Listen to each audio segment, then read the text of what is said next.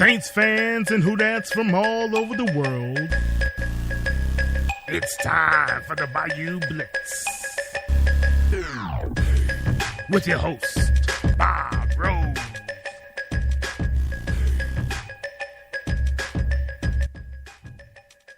Happy Wednesday, New Orleans Saints fans of the Bayou Blitz, and fans of the NFL and NBA everywhere. I am Bob Rose, and I want to thank everyone for having us into your homes and over your airwaves again on another wonderful Wednesday evening. Joining me is my partner, my friend, my fellow co-host, and upcoming number 2 pick of the NBA draft, Mr. Kyle Mosley. How are you tonight, Kyle? Hold on. I think that's David Griffin calling me on the other line, man. Let me see it. No, that's just the bill collector. No. Oh, hey, Bob, how you doing, man? Doing good. I'm good. Kyle, I know we're an NFL and a New Orleans Saints specific show, but I know you're a huge NBA fan. Fans of the New Orleans, and I know you're a Rockets fan too, so I'm sorry about that, but fans of the New Orleans Pelicans have to be absolutely positively thrilled right now. Yeah, they're thrilled. Mrs. Benson's thrilled. David Griffin's thrilled. Alvin Gentry and the extra 3,500 season tickets holders that they put on the books since last night. I know they're thrilled, man. Look, first of all, I've been hearing all the scenarios. What if he decides he doesn't want to be there, right? Yeah. What if he decides to go back to Duke? He may not even be academically eligible to go back to Duke. And then I heard Colin Coward, that's what I'm going to call him, not Colin. Yeah. Colin Coward say, oh, he needs to stay at Duke. You know, don't ever think about going to New Orleans. I'm thinking, guys, okay, so if he stays at Duke, he may not be eligible, so he's going to have to sit out a year anyway, right?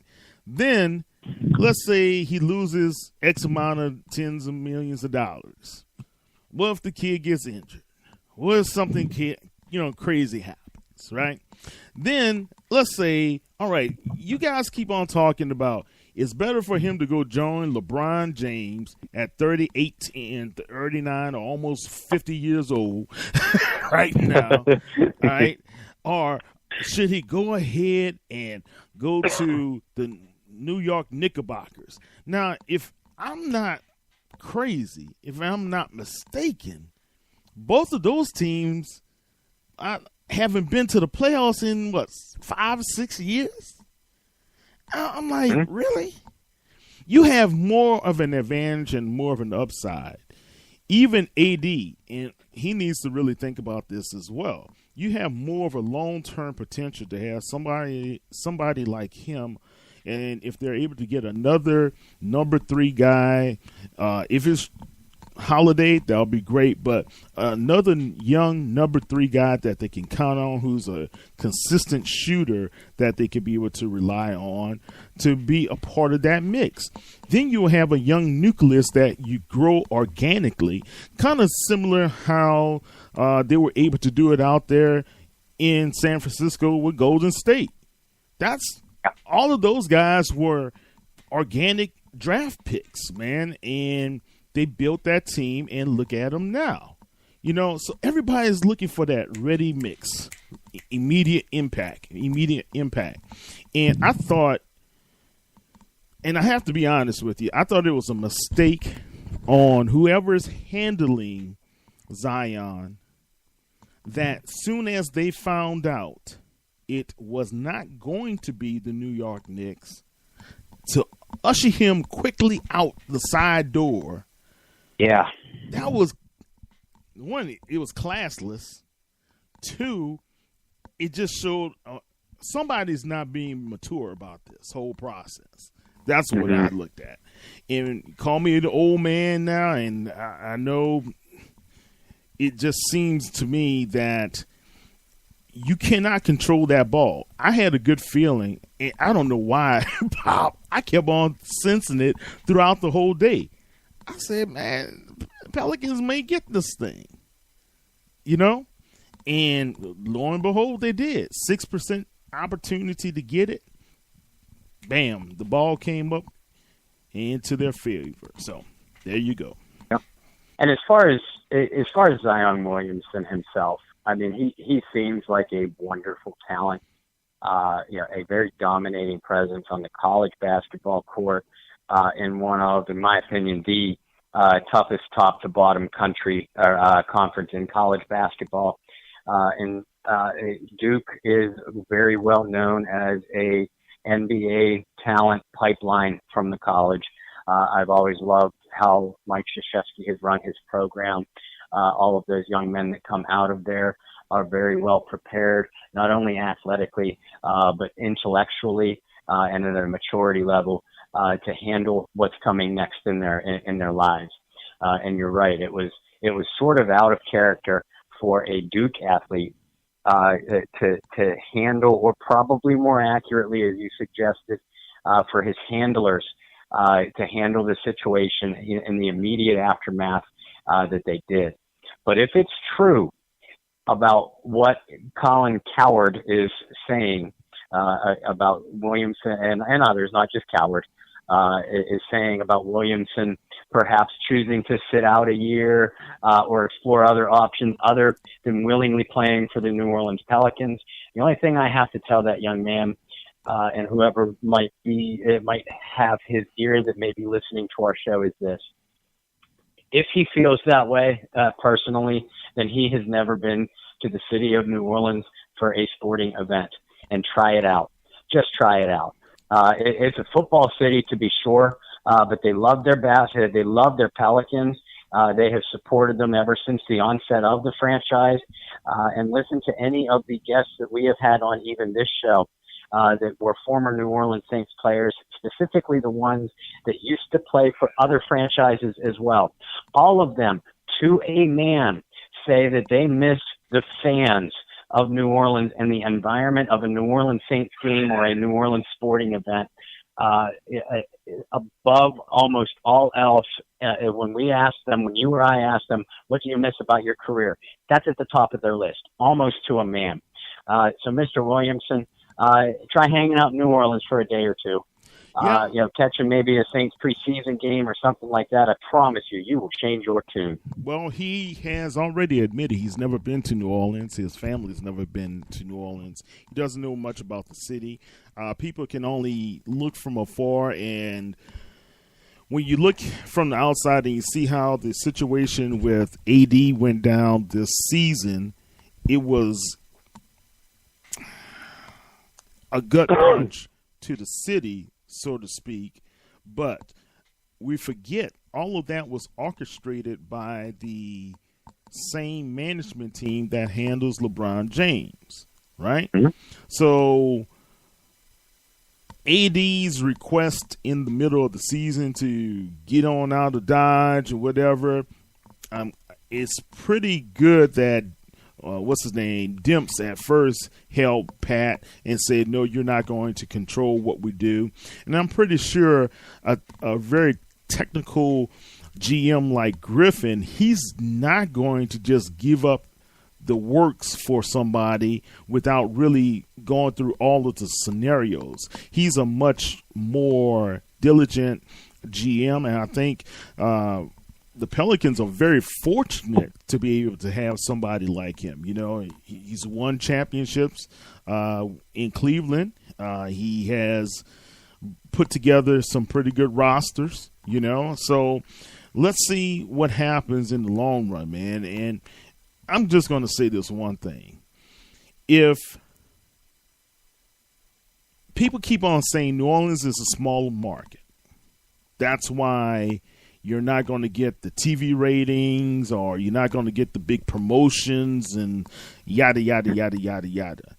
I'm just thinking, if it's a small market, isn't Drew Brees doing very well as a star? Yes, he is.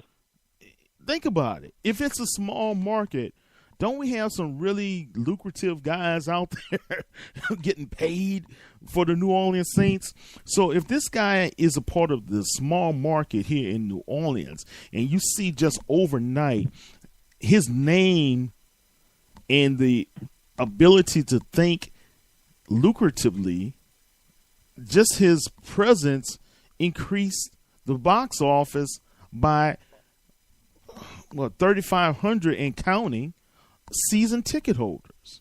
So that's more people in the seats. That's more people that, even if they don't show up to the game, you still have people that are fans and organically going to be supporting that team in that franchise.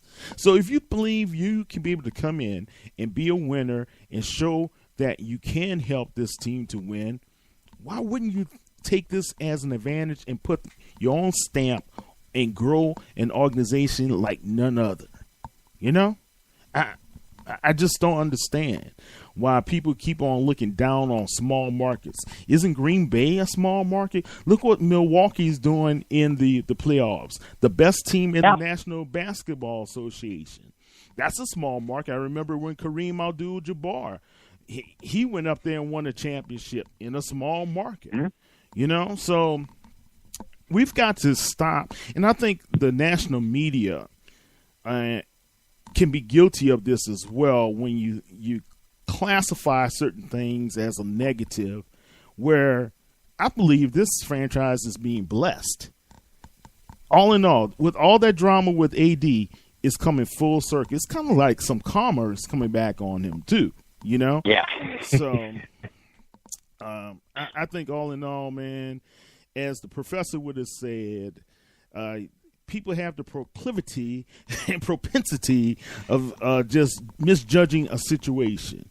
And I have to say that because today is the second anniversary of his death. So that was for you, the professor. So anyway, that's my thoughts. And I hope his family is doing well. You guys continue to be in all of our thoughts and prayers. The professor touched many lives in many different ways, and all of them good.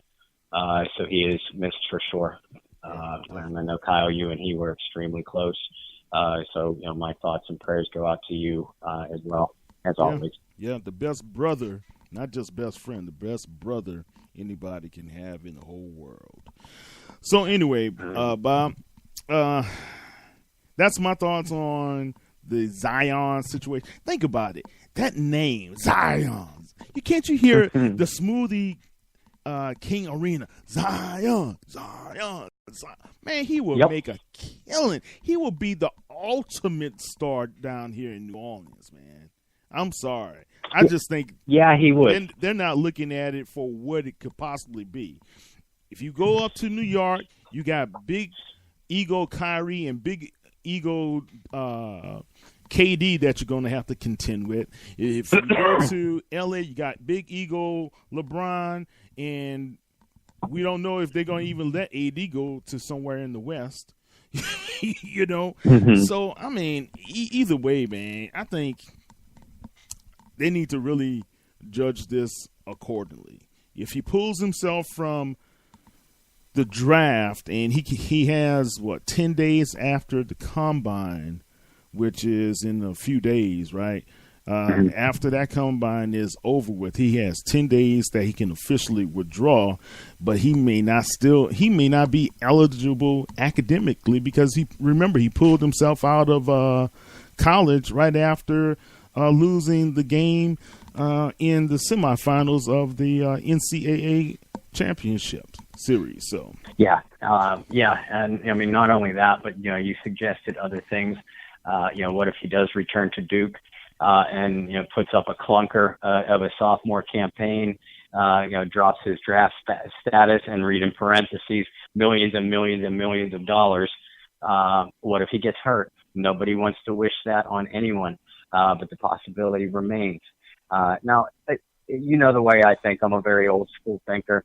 I believe that if a young man goes to college, even on an athletic scholarship, specifically one of the big money sports like football or basketball, I don't care. I believe that you're there to get an education first and foremost. That's why you are attending a university. I know I can hear people laughing under their breaths as I say this. But these are student athletes with the emphasis on student first. I believe that you do have a 4-year obligation, but I'm also a realist, and that's just not the reality of this day and age. If you are blessed with such wonderful gifts such as Zion Williamson or so many young men that we saw drafted as junior eligibles in the NFL draft a couple of weeks ago, I'm not about to be one to stand in your way and say, no, young sir, you cannot make a living at what you do best. So I certainly wish all of them the best of luck. And if Zion does withdraw and return, pull his name out of the NBA draft hat, that would be nearly unprecedented. So I don't expect that to happen. I agree with what you said a minute ago about the national media making a forest fire out of a matchstick.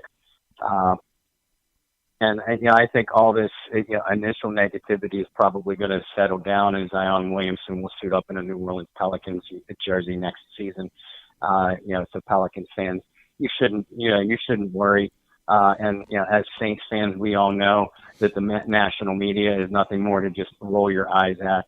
And I, for one, a long time ago, stopped getting upset about what people who don't know anything about the sporting community of New Orleans and the national media have to say.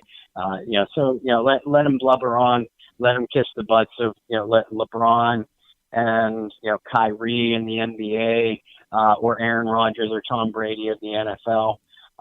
We know what the sporting community, with the NBA, and more specifically for this show, the NFL community has to offer. The world. And, if we have to close off and, circle the wagon, so to speak, so be it. Let it be New Orleans against the world. Frankly, I think Sean Payton and company, as far as the Saints are concerned, they flourish that way. They like it that way. And I think that they're going to come into this upcoming season with exactly that kind of attitude and mentality. Yeah. I think so as well. I loved what Sean Payton put out there. He took Ben Watson's body and put Zion's head. Hey, just a thought. Yeah, it's a thought. You got the body for it. Why don't you come play tight end for us in the offseason, young man? So, I loved it, man. I thought that was pretty cool, man. Hey, let's talk about some Saints football, though. We just had rookie camp. Rookie camp is in the books for 2019, but I told you, Bob. I got to say it. I got to say it, man. You guys were talking about the young man, Mr. Chauncey Gardner Johnson, and I said it a couple of weeks ago, man. Look, this kid had the potential to become an all-pro or Pro Bowler for the New Orleans Saints before he leaves the black and gold, if he ever leaves the black and gold. What are your thoughts? What are you hearing through the pipeline? Exactly the same as you. I mean, he wowed. Now, granted, those were workouts largely in shorts, but I mean, he showed some wonderful athletic ability. Logged a lot of time in slot coverage, which is one of the things that we expect out of him. As far as the role he's going to play for this defense. And I said it coming into the draft. He was worthy of their second round selection at pick 62 if he were still on the board. And he was one of 2 or 3 people that I had personally pegged for that slot. So the fact that he fell to a 4th round made him a potential steal. And early on thus far, he has not proven to disappoint. He is unquestionably my favorite of the Saints incoming draft choices.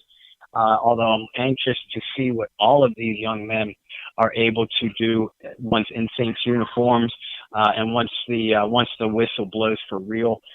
Chauncey Gardner is by far to me the most exciting, and I think he can add so much versatility to an already young and talented secondary. He could be the type of player that would put them over the edge, as far as being a mid to good unit into a potentially elite unit. I realize that that's a lot of pressure to put on, a young rookie's shoulders, but he has that kind of ability. He has the ability to transform the secondary, much in the same way that Demario Davis's free agent signing last year transformed this linebacking unit into being extremely active and very, very good.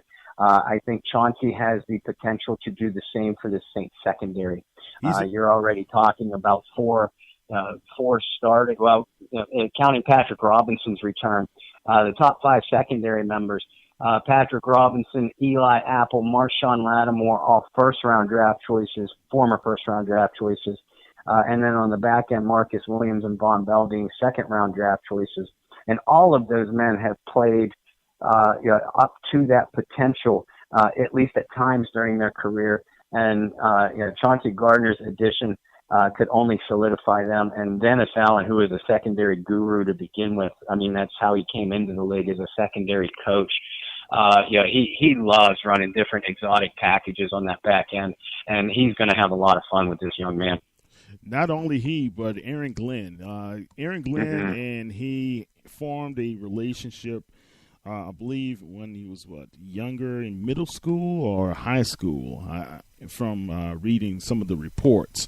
But Aaron Glenn, if you listen to his interview afterward, and we put together a video, a compilation video of Chauncey Gardner-Johnson on Saints News, and you can take a look at that one. But I think he was humbled when he fell. I think he has a chip on his shoulder to show people y'all made a mistake. I think his attitude, swagger, as well as Mr. Hampton, both of those kids have a lot of swagger. And if you looked at those rookies, I think it was Gardner-Johnson, Alize Mack, and Hampton, and I forgot the other young man, when they were walking around and they had a picture of the 4 of those guys together, those young rooks look pretty tough, man. And they're going to be pushing and vying for some playing time. If they keep their heads straight, if they keep themselves focused on the task at hand, right? So, but I'm just going to put it out there again. I said it before that I used to call Malcolm Jenkins the game changer. I'm going to take that title from Malcolm since he ain't here in black and gold, and that's going to be for Mr. Chauncey, the game changer, Gardner-Johnson. So I said it. That's my phrase for the young man, and I think he's going to really live up to everything that we expect of him in the black and gold. All right. Yeah, I do too. All right, it's getting close, so we have a couple minutes before we call Scott. One other thing that was kind of interesting this camp, if you notice that Eric McCoy got a pretty good look, and people came from his, I guess, analysis of what he was able to do, and they were pretty impressed with him as well. Yeah, and I know you love that pick, of Eric McCoy in the second round, a pick that they moved up to get. They're true to Sean Payton and his form. He identified his man. He went up to get him. And McCoy, I don't see any reason why McCoy cannot be the starter at center when the 2019 season officially opens. I consider a second-round draft choice a high investment. So you make a high investment in a player for a reason. And I do think that the Saints drafted this young man with the expectations that he will probably be a starter very, very soon. And he is joining an extremely talented and experienced offensive line. So he's going to have to step up his game quickly. And the job isn't going to be handed to him. Even before the draft pick of McCoy was made, we on this show and many others were debating about the possibilities and talking about the competition upcoming to replace Max Unger at center. between Cameron Tom, the newly free agent signing of Nick Easton, and Will Clapp. And there weren't too many people that didn't believe that at least one of those three men could step up and do the job. Now, McCoy, I see certainly as an upgrade over any of the three of them, but it certainly highlights the team's depth at that interior offensive line position, which is extremely exciting, especially when you have a 40-year-old quarterback that's going to be taking snaps, and your hopes of a championship rest on his health and his right arm. Yeah, it's never a problem if you have good depth, right? Never a problem. Mm-hmm. All right, let's try to put a call into Mr. Scott Alexander.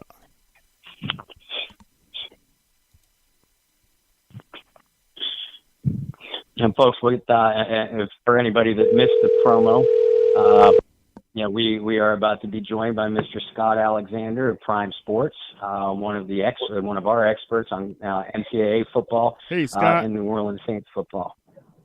What's happening, guys? Hey, how you doing? This is Kyle and Bob. I'm doing good. I'm driving home.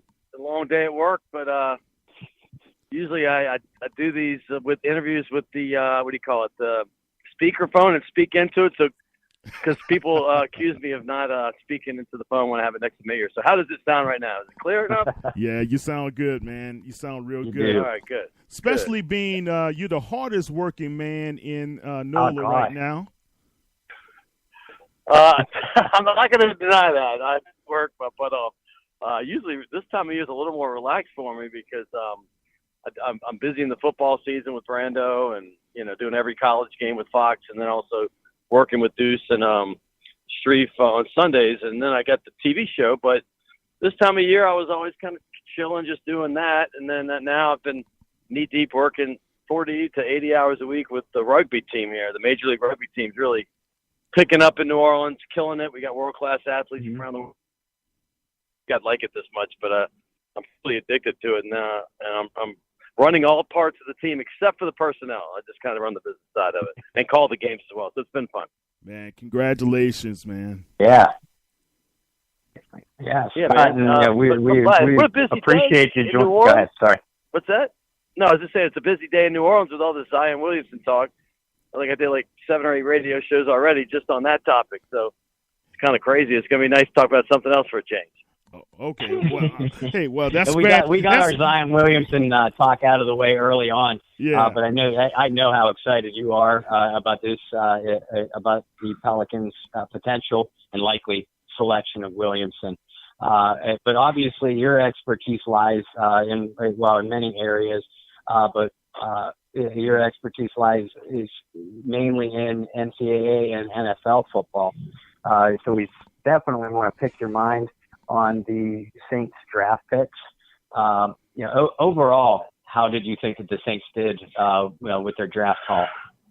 I mean, listen, we all knew that the cover was there.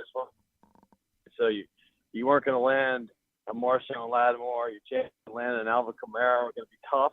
I mean, that draft may never be repeated. But I think it's pretty clear to everybody. They got a couple steals. I mean, they honestly did. Now, who knows? It's just all opinion right now. But everyone I've talked to, and I have a relationship with Jimbo Fisher from way, way back. I mean, I'm talking when he was an offensive coordinator at LSU, way before he was at Florida State. I had a show called Countdown to Signing Day, a national show on Fox Sports, which, had the best college football recruits from around the country. And I remember he's from Mobile, Jimbo is, and so is Jamarcus Russell. So we had some fun with that. He said Jamarcus would be the first pick of the draft one day, and I laughed at him, and I was wrong. He ended up being a bust, but the fact is Jimbo and I have remained close, and he told me about McCoy. And he's like, dude, this guy's an animal. He's a road grader. He pancakes people at the center position, which is not that common. I mean, you got some centers that do that occasionally, and he's smart and cerebral. No one wanted to see Max Unger go. That was a pang in my heart when he left. I was high on him when we got him in the Jimmy Graham trade, and I remember I was in the minority saying, I think we're going to win this trade, and I truly believe we did, despite the flop of the first-round pick, Stephon Anthony. But still, you had to replace him. You put a Band-Aid on it when you got Easton out of the in the free agency pool. But East is going to be like we've had this so many times before, that sixth man, maybe a seventh man even, if McCoy can win the job. And McCoy looks like he's all man. He looks like one of these guys that can come in right away and possibly start for you at center. And I think it's honestly his job to lose. I mean, obviously he has to win it in the eyes of the coaches, but in reality, I'm thinking that they hope that he wins it. And from everything I'm hearing from Fisher, I wasn't able to go to the rookie camp for the first time in many years. My son graduated from college this weekend in Georgia, so I missed it. But I heard good things from there as well. Congratulations.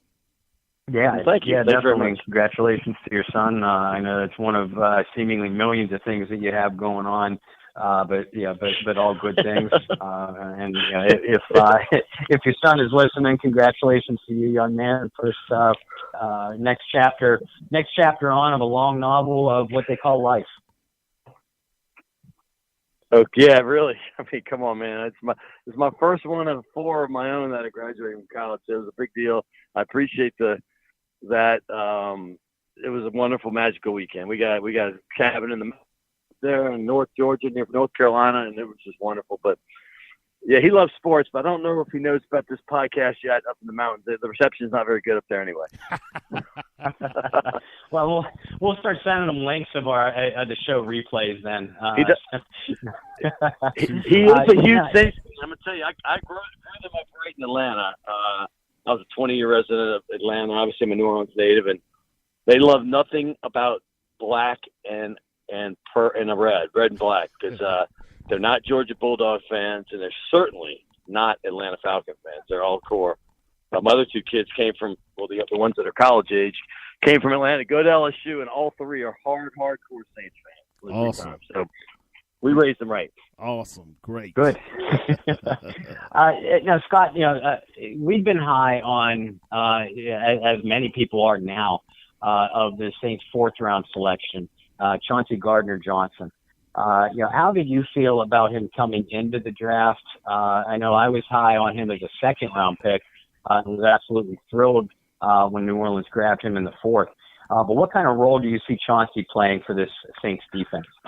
Oh, man, there's not one school I dislike more than Florida, honestly. And all apologies to all the Gator fans out there. But the fact is, it's just maybe because they beat up on LSU in the 90s so bad. It's like the Falcons to me. As a kid, the Falcons used to beat up early 70s. They beat us pretty bad a few times. It's left a bad taste in my mouth. One was 62-7. I remember never forgetting that as a little kid. But the Spurs do the same thing. So I have a strong dislike for Florida, and I think they're cheesy and all the above. But this kid right here, we'll take him. Just like we took Alex Anzalone. I love him now. This kid, I love him. When you play that defensive back position, particularly cornerback, I know he's a free safety, but particularly cornerback, you have to be brash. You cannot be mild.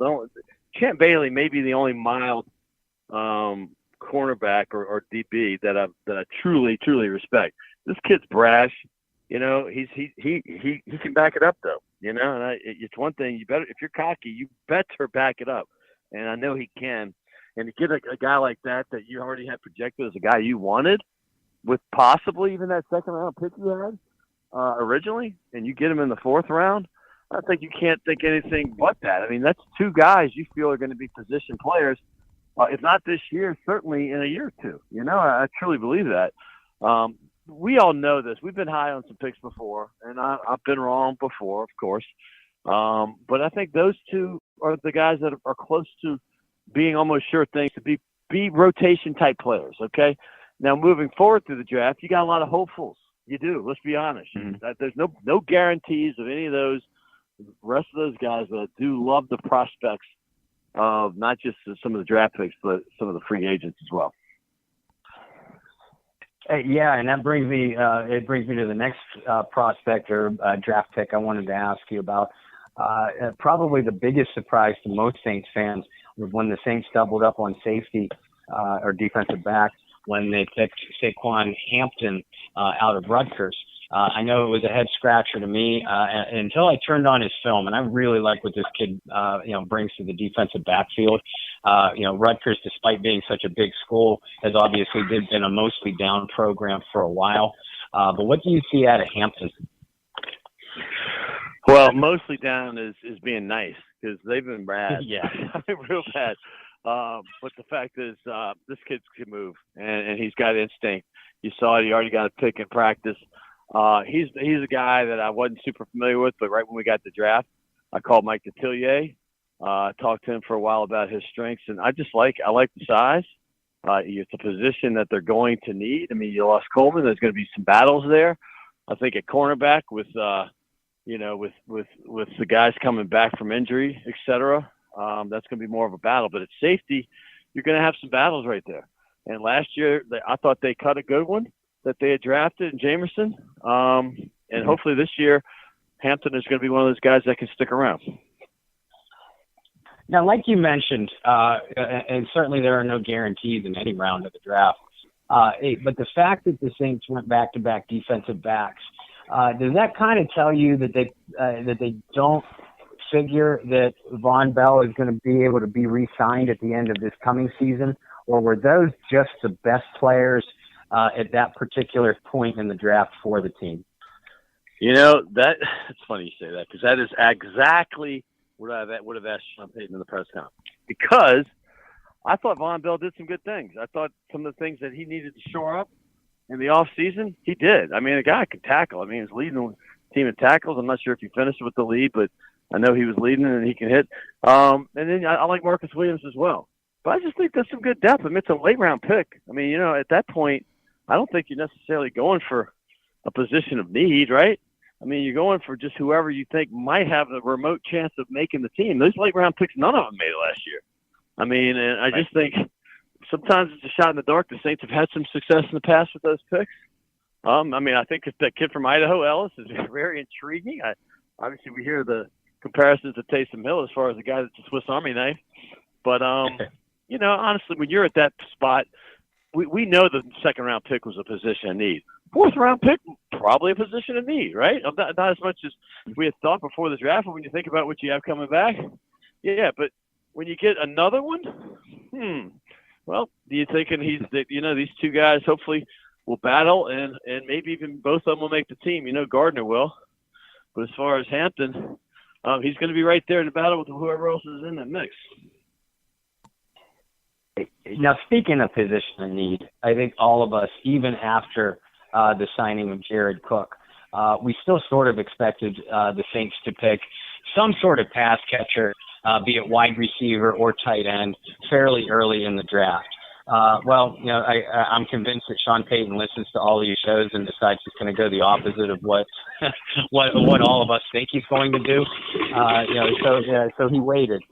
Didn't pick a receiver at all, and then drafted Mack, the tight end out of Notre Dame, with the first of their 2 7th-round picks.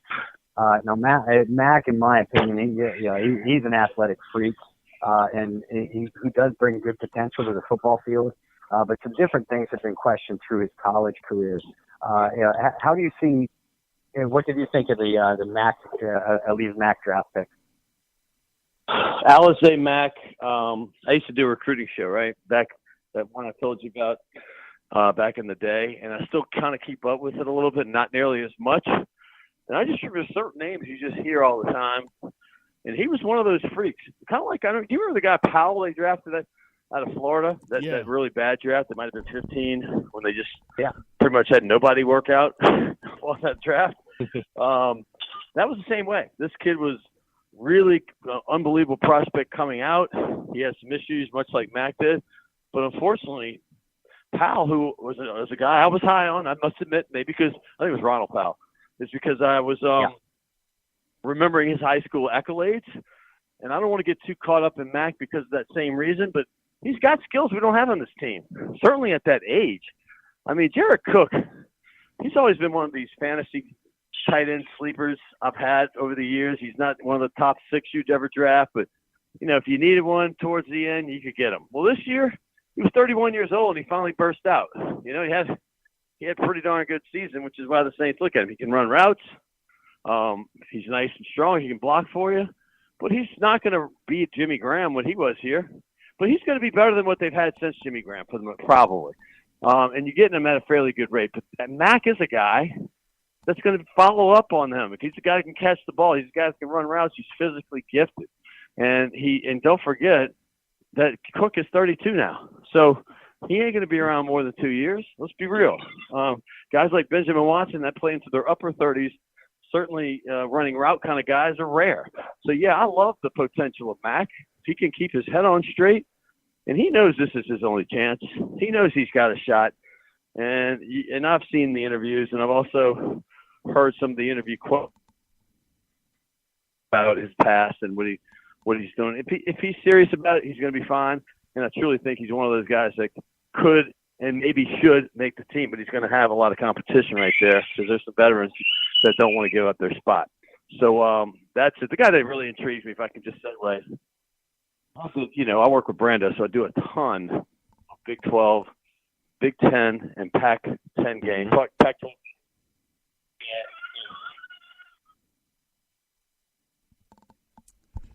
Uh-oh. I think we lost him. Let me see if I can get him back on. I think I know where he was going to, and that was a player that I know both you and I love. Granderson? No, well, him too, but Divine, Mr. Divine out of Nebraska.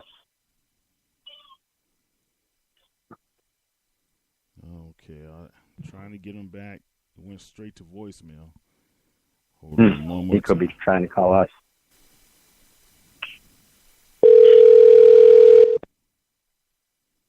Hey, so what's up, guys? Okay, we lost. Sorry. Well, what happened was I finally got home. Dog was jumping on me, so I was trying to switch over to speaker to talk like this because I think it's clearer. And instead of hitting the speaker button, I hit the red button. So that's my fault. I apologize. That's okay, Scott. You don't want to talk to us. We understand. I'd like nothing more to do with my night than to talk to you guys. That is for sure. But no, let me just say this. I was going to get into little Jordan Humphrey, and they had a guy named Colin Johnson on that team at Texas who was just physically gifted. I mean, he's got all the tools to be, a big-time receiver, potentially in the NFL, certainly an all-Big 12 kind of guy. We did a ton of games with Texas over the last couple of years, and the guy that kept making plays was little Jordan Humphrey, L-I-L Jordan Humphrey. There's nothing little about him. He reminds me, and I haven't been around, like I said, this weekend, so I haven't heard comparisons, but I know one of you guys is as old as me or around the same age. Yeah. And I remember Eric Martin coming out of LSU, who turned out to be one of the Saints' best wide receivers. Yes, guy didn't have a ton of speed. In fact, I think an ice truck could have beaten him down the road on a wet day. But the fact is that he became the Saints at the time, the Saints' best receiver of all time. Yeah. And he's probably been surpassed by 1, 2, or 3 of those guys since then. We know the names: Joe Horn, Marcus Colston, and of course Mike Thomas. Right. But that guy was phenomenal, and I really am really high on little Jordan Humphrey because he's got size, man. And I know Kirkwood kind of came on towards this year, and I'm really high on him as well. But this is a guy that catches balls, catches them in traffic, is not scared to block. And quite frankly, I was a little surprised he wasn't drafted. But you know what? Guys like undrafted free agents make teams all the time, and several of them end up starting. So that's a guy to keep your eye on. I'm sure I'm not the first to say so.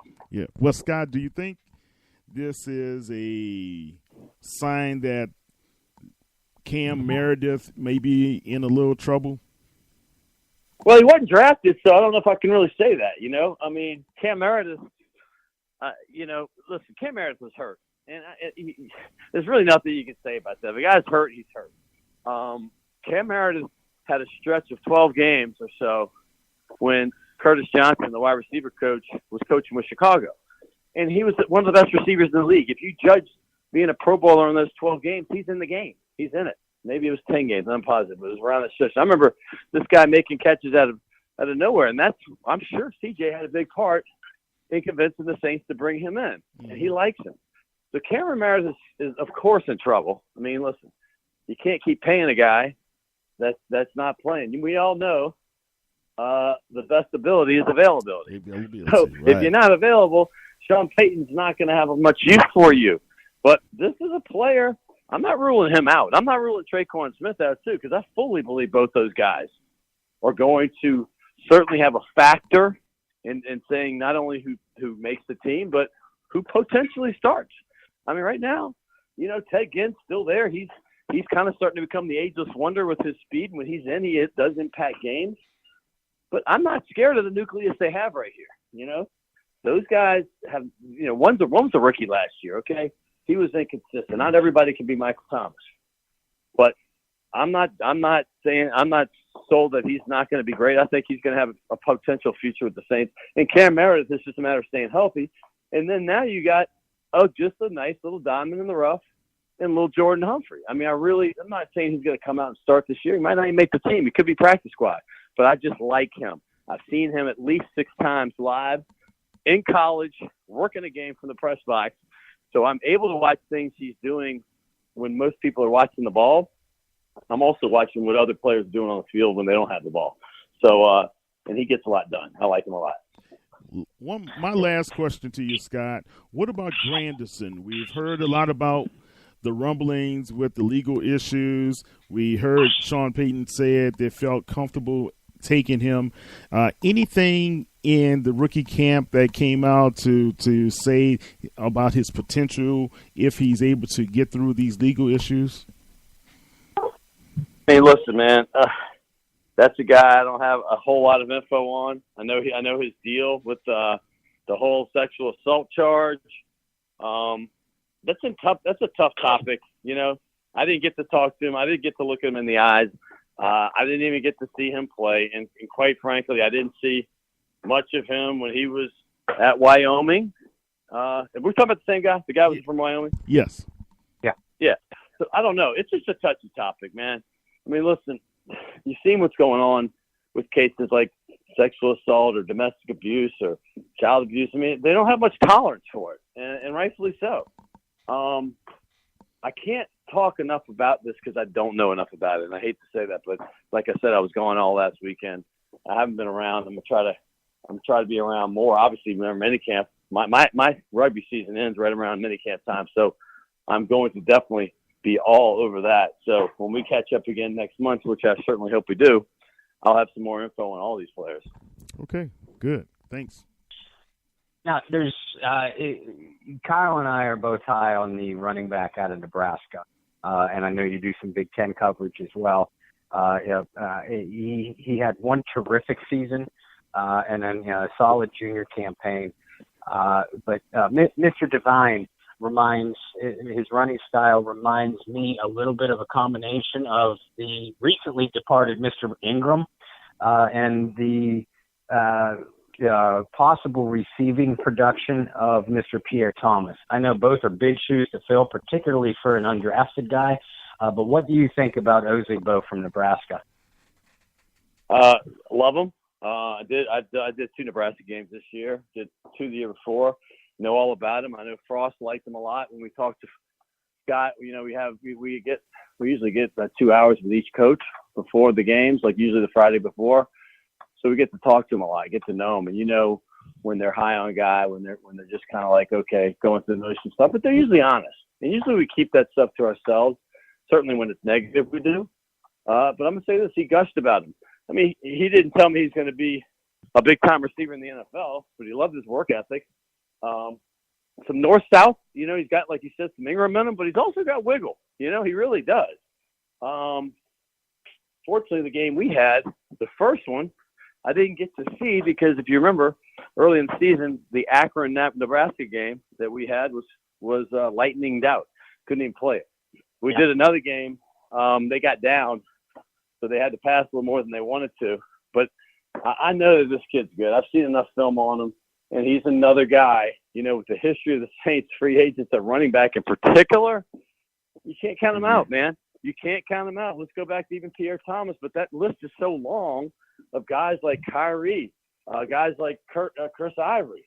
They always seem to have 1 or 2 that make it, sometimes 2. But the fact is, I think he's going to have every opportunity, certainly, to make this team. And I think he's one of those shots that, I wouldn't bet against him for sure. Yeah, and I agree with you. He's coming into a great situation with the Saints. Obviously, Kamara and to a lesser extent, Latavius Murray are going to get most of those carries. But this franchise, throughout their history, and particularly since Sean Payton became coach, running back and receiver are two positions where they often unearth gems. So little Jordan Humphrey and the divine one, they certainly both have really good shots to make it. But Tavares Cadet's another one. Remember him? I mean, they seem to pull these dudes out. But Kamara needs a thumper, and that guy's Murray. But you got to have a couple thumpers, and this guy's kind of a tweener between those two things. So I think I like the fact that he can catch the ball. And don't be surprised if Murray catches balls either. It seemed like people were poo-pooing that aspect of his game because he's not Kamara. Let's be real. But he is a really good number 2 back. And I'm going to be frank honest with you. I'm a big Mark Ingram fan, but I am not disappointed that Murray's here either because he's going to be just fine as the number 2. I thought I was the only one who felt that way, to be honest with you. So, we're both on it, Kyle. Big time. Look, and I remember his speed, and I was telling Bob the same thing. I mean, he's faster than Mark was on the outside, and if you give him an opportunity, I know it's been a couple of years, he hasn't really broken one really past 50-something yards, but still, I remember his speed, especially when he was with the Raiders, So, yeah, Murray can possibly do some damage out there, especially if he's put in space. Well, I'm going to age myself again. Remember those backs back in the day? And I know he's not like O.J. Simpson, but there was some backs that could take it to the outside and then make that cut on the outside. Yeah. Well, that's, Kamara does that. But Mark Ingram never really did that. I mean, he did it to an extent, but not too far out because he just didn't have that speed to get there. And that's where Murray is. Not fast like Kamara, of course, but he's got enough to get that juice and turn it upfield and get by those outside linebackers. And that's what you need. And particularly if you catch in some outlet passes like that, you want a guy that can get around the corner, and that's something he can do.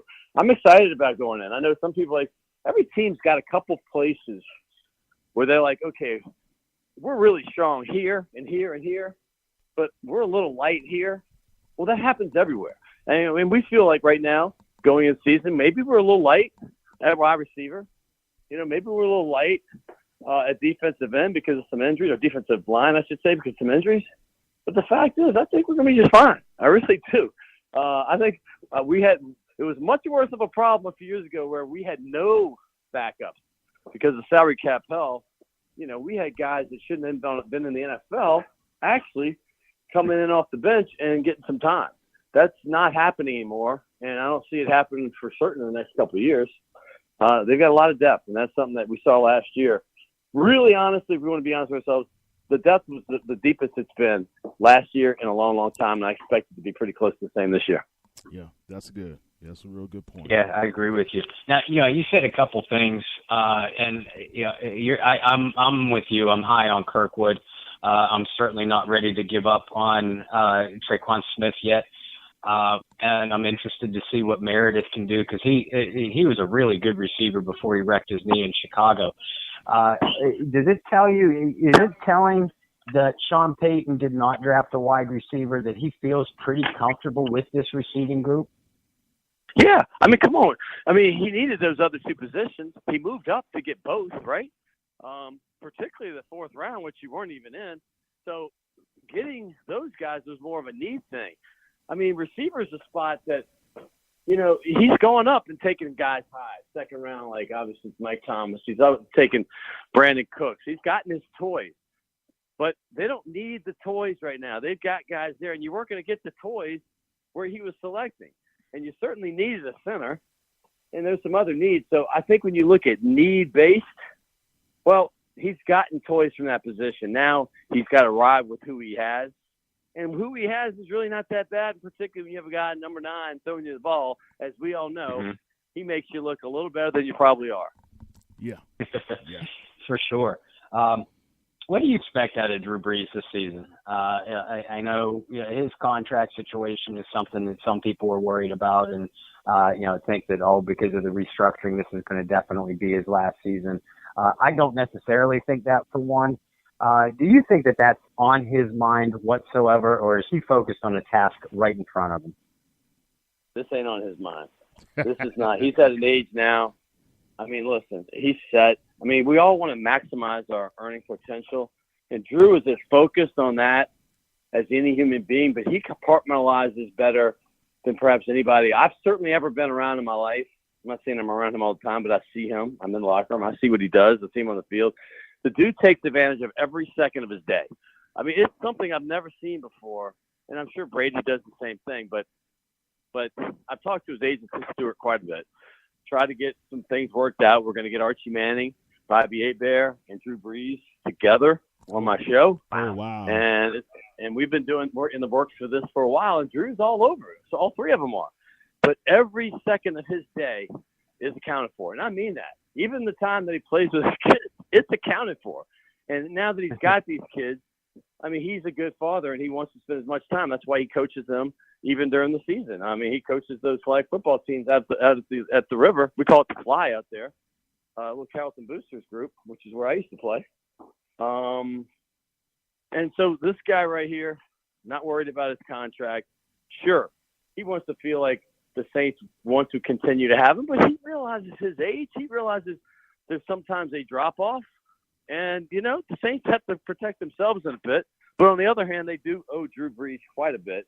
And I think as long as Drew's comfortable with what he's got, and I think he is, then I think the Saints, because the Saints, he knows that the Saints need him to be flexible, to be successful, not only while he's there, but in the future. And he's not a me guy. He wants the Saints as his chosen team and his beloved, you know, he knows he's beloved within the entire city. He wants to be successful even when he's gone. So I think they understand that. And I love the fact that Teddy Bridgewater's around. I know that one game, people that weren't impressed. I watched that game for the press box. And from what he had to play with, I was extremely impressed. Now, I don't look at stats. I just look at what a guy's doing. And, you know, the guy moves around. I like what he's got. So I didn't mean to make that segue. But I'm just saying if that's the heir apparent, he's not Drew Brees, but I don't feel too bad about it. Right. Good. Scott, I know you have been crazy busy, and we don't want to take too much more time away from your family. Lord knows they've earned time with you too. But tell our listeners how they can find you, and more importantly than that, how they can find your show. Well, if y'all go to my Twitter right now, because I was watching Coward today, Colin Coward, and he just pissed me off. I'm not going to lie. I mean, he was dogging the city of New Orleans. Thank you. He was dogging the franchise. Yes. And I know him. I work for Fox, okay? I work every weekend in the fall, and I just blasted him. And I just did it from the heart, not trying to get a like or a love or comment or any of that. I don't really care about that stuff. Look, now it's about 400, I think. It resonated with people, like 60 comments. And then my next comment was basically following it up, and then there's another couple hundred and another 50 retweets. But it's going to be humorous, so that if you want to go to @DScottAlexander, I'm taking up for the city of New Orleans. I'm taking up for the place I live. And all of a sudden it's becoming New Orleans is a crap hole town. That's why Zion shouldn't play here. Well, what does that have to do with anything? It's the greatest city in the world. I can tell you that. I lived in New York. I love it. Lived in LA for a year. I love it. Lived in D.C. for 4. Lived in Atlanta for 19. All great places in their own right. None of them are New Orleans. But the fact is, Zion's here, regardless if he or anybody else likes it. And once he gets here, he's going to love New Orleans too. So that's it. That's one way you can find me. The other, if you happen to be in New Orleans, tomorrow night, my replay of my show, Primetime Sports, with Scott Alexander, which airs Tuesdays at 7, the original airing on CST, and 6 o'clock on WLAE. It always re-airs noon the next day on Wednesday on CST. Thursdays, it's at 10 p.m. on WLAE. I know it's confusing. And then they always give me 2 weekend airings on CST as well. This week, it's 11 a.m. on Saturday and 11 p.m. on Sunday. Usually it's much better times than that, but that's with all the conference baseball stuff starting. That's the best they could do. But this week, Tulane fans, I got you covered because I have the number 1 home run hitting player in the country in college baseball, Cody Hosey, the third baseman. That might shock some of you that don't follow, but he has the most home runs. He's tied with a couple other players, and that's in the country. That's every single team. and he's going to be on the show. He's very, very interesting cat. He's on. We also had perhaps one of the best rugby players in the world from New Zealand. I mean from South Africa. Excuse me. The guy is phenomenal. Love him, and he's explosive. If he was on the Saints, he'd be our punt returner without question. JP Eloff. And then we have my boy Mike Detillier. He brought the CEO from Thibodeau Regional Medical Center, who Archie Manning and Jen Hale are a big part of. So we talked some football. We talked about these same guys we're talking about here, that rookie camp, and then we just talked about other stuff in general. So every week we have 2 or 3 sports guests, normally 3. And you know, a year ago today, I had Archie Manning and Alvin Gentry. It just popped up on my memory. So we have that kind of caliber guests, and sometimes they'll have musicians. Sometimes I'll mix it up with, you know, a restaurateur like Vicki Brennan or an artist like Frenchie, just because I have people that I'd like to hear and know their story, and that's kind of how I run the show. Good stuff, man. Wow. Well, I mean, we like to hear you, Kyle, Scott. I don't know if you guys realize this. Tonight is the 50th airing of our little Bayou Blitz podcast. And I could think of nobody better to join us for such a landmark occasion than you, my friend, Scott. We want to thank you so much for joining us. I'm really proud of y'all, man. Y'all do a good job. Thank you. I can't wait to come on during. Hopefully, you'll have me on either mini camp or training camp. So I'd love to come back. Okay. Yeah, and Scott, yeah, for sure. We definitely want to have you back. Yeah, just let me know if I can come to the studio and hold one of the cameras or something, you know. Yeah, same here. Same here. You're invited anytime.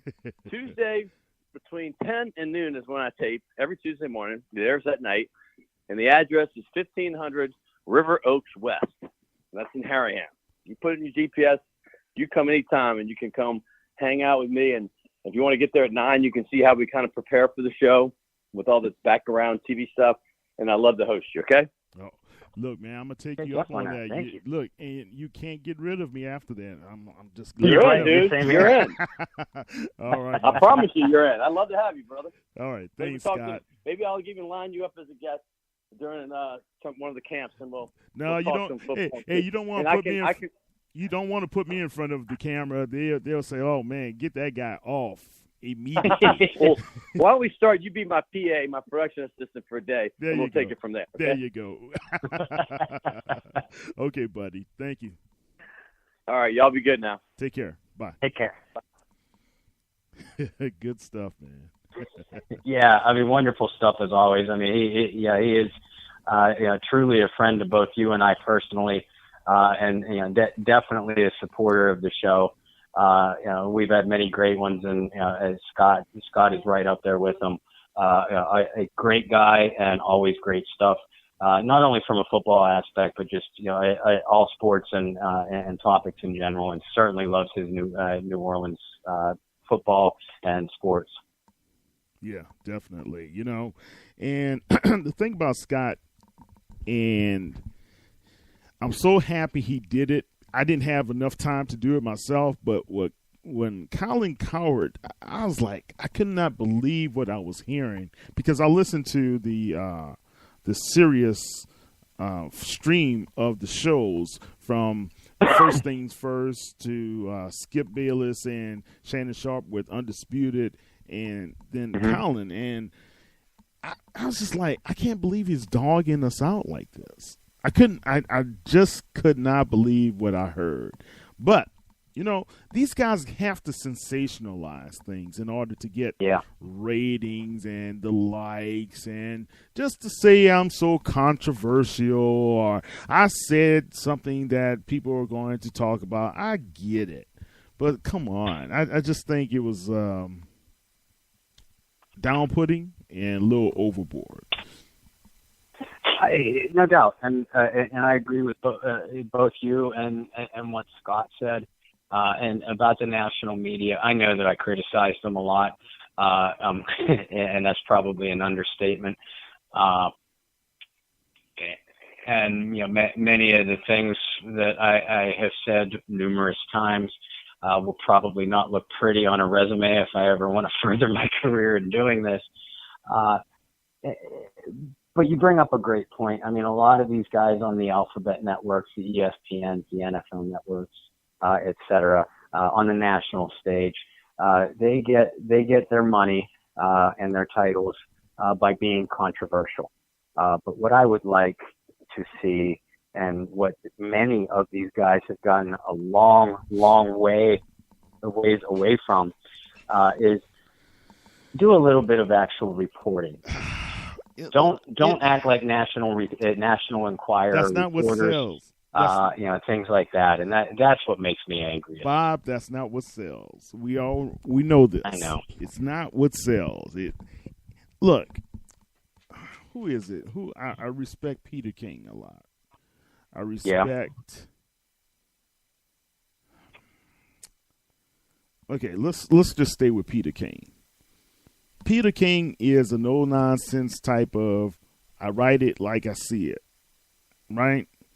And, he gave the Saints an unfavorable ranking, but this is all preseason and all this other crap, right? So I'm not going to hold that against him. That's his opinion.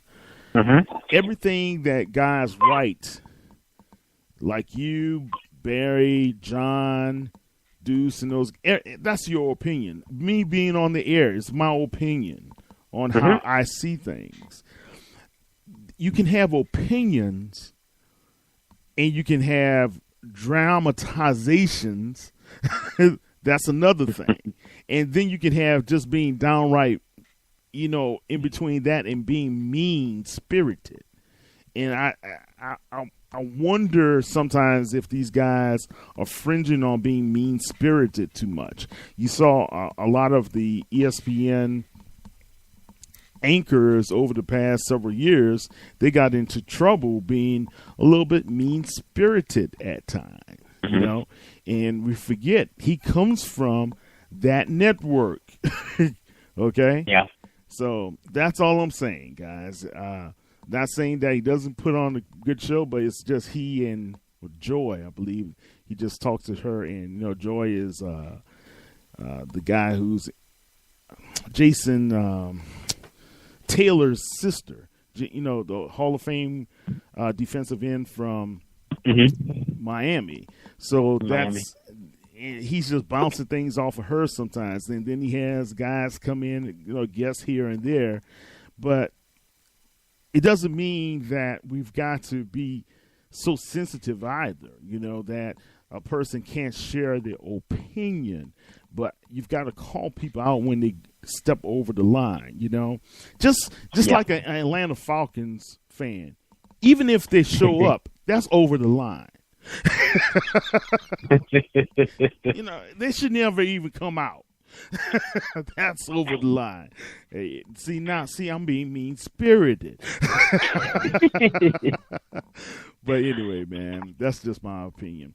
Let me ask you this, Bob, and I saw you post something on Twitter about, and I know you were inducted last year in the Hall of Fame in that area.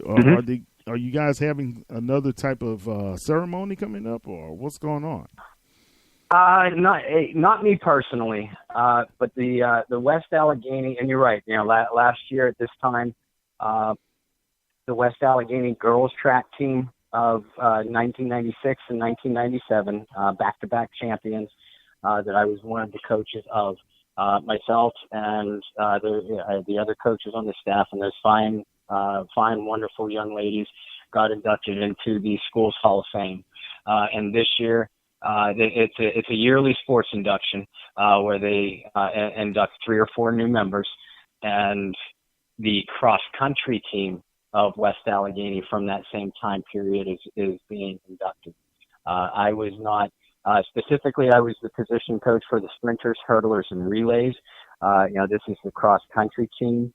That contained a couple of the individuals that I had on the middle distance team on the spring track team. But up here, the cross-country is run in the fall. And that was oversaw by our track distance coach, Jim Hamilton. And again, a couple of those young ladies also sprinted for me either in the indoor track season and or the outdoor spring track season. But yeah, thank you for pointing that out. We want to congratulate everybody from the entire West Allegheny track program, which includes the fall cross country and the boys track program as well. That's also had a couple of individuals that I was honored and privileged to coach. And of course, you lost a very, very good friend to you a couple of years ago. And that entire track program was oversaw by one of the most selfless and finest human beings ever to walk the planet, and one of my best friends, and Mike Quinn. He was so proud of all of our achievements. He took in a young punk, arrogant coach like myself, mentored me. And Coach Hamilton that I mentioned on the distance program earlier, he was about the same age. We were both in our early 20s when we started coaching for Mike, and he gave us so much responsibility and leadership responsibilities very early on. We were basically a head coach program. Yes, he oversaw us officially, but if any individuals any of the kids as individual athletes would reach great achievement and want to be interviewed by newspapers or collegiate scouts, if it was, say, a sprinter, those scouts or newspaper reporters would come to me because that was my program. I was the head coach of the sprinters, hurdlers, relays. Jimmy was the head coach of the distance and cross country. And Mike himself oversaw the field, and of course us. But he was so selfless, and just taking a step back and said to me and Jim, okay, young bucks, this is yours.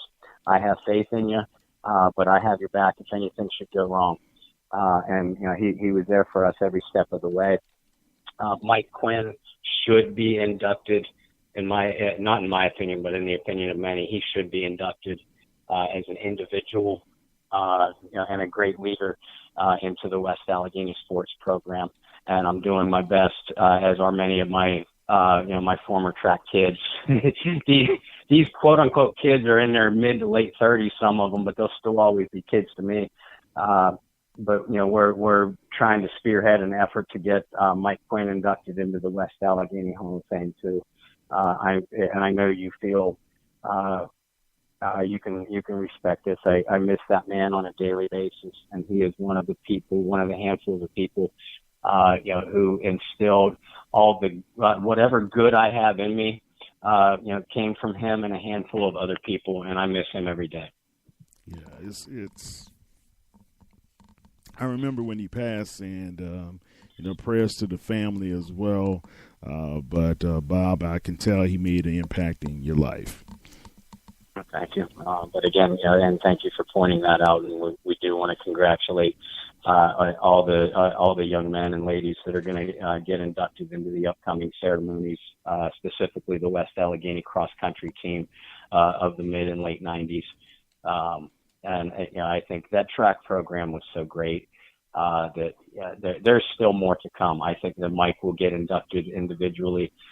There's been some noise that a couple other of the coaches may get inducted individually, and I expect more individual athletes will get inducted as well. It was truly a dynasty, both men and women, and it was one of the finest periods of my life. I was just honored and privileged to be with a group of great competitors and, more importantly, great people. Yeah, that's good stuff. I need to ask your opinion. Here we are, right in the midst of the mini camps coming up, then OTAs. Oh, I mean, they have all these fancy names for this stuff. They're going to be training. That's the bottom line, right? Mini training, yeah. That's it. That's all these are. Mini camps, mini training. Let's put out something for the Bayou Blitz fans and the Saints News fans. something to kind of ask what are some of their interests or what can we do. I like to try to get a few of these young men who are like we did with Lyndon last year to try to get them on to hear their stories so people can be able to know who they are as well. So I'm interested in trying to reach out to some of those young men. And if you guys have any particular rookies that you are interested in or some free agents that the Saints have signed and are now part of the organization going into the main training camp, let's go ahead and see if you can just pop us a couple of questions here and there or ideas. Yeah. We'd love to take those on for you. Yeah, I absolutely agree.